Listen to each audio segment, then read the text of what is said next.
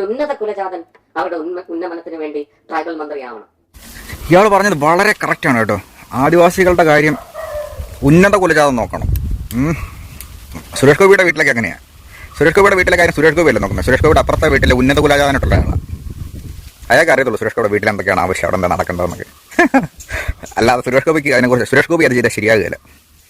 എനിക്ക് എന്നാന്ന് അറിയത്തില്ല, ഇയാളുടെ ഈ പറച്ചിലും ഈ കാണിക്കലും കാണുമ്പോൾ അങ്ങനെ ചൊറിഞ്ഞ് കയറുക, ചൊറിഞ്ഞ് എന്തെങ്കിലും എടുത്ത് എറിഞ്ഞ് ഓടിക്കാൻ തോന്നുന്നു ഇയാളെ കണ്ടു കഴിഞ്ഞാൽ. ഇങ്ങോട്ട് തൊലിഞ്ഞ മനുഷ്യൻ എന്ന് പറഞ്ഞു കഴിഞ്ഞാൽ ഒരു കമ്മ്യൂണിറ്റിക്കകത്തു നിന്നുള്ള ആൾക്കാരല്ല, പിന്നെ വേറെ ആൾക്കാരൊക്കെ അവരുടെ കാര്യങ്ങൾ നോക്കുന്നത്. അതൊക്കെ പണ്ടത്തെ കാലം. പണ്ടൊക്കെ അങ്ങനെയൊക്കെ ആയിരുന്നു. നാട്ടുമാറമ്പികൾ തീരുമാനിക്കും, അതിന് താഴെയുള്ളവരനുസരിക്കും, അവർ പറയുന്നത് റൂള്, അങ്ങനത്തെ കാര്യങ്ങളൊക്കെ. അത് സുരേഷ് ഗോപിയുടെ നാട്ടിൽ തൃശ്ശൂർ ഇറക്കിയാൽ മതി. എന്തായാലും അവരത് കേൾക്കും. ഈ പ്രശ്നം ബജറ്റിൽ ഒരുപാട് കാര്യങ്ങളൊക്കെ അവർ കൊടുത്തല്ലോ. എന്തായാലും വേറെ ആരോട് അത് പറയണ്ട. ഉന്നത കുലജാതന് അരക്ക് ചുറ്റും സാധനമുണ്ട്. അതാണ് സുരേഷ് ഗോപി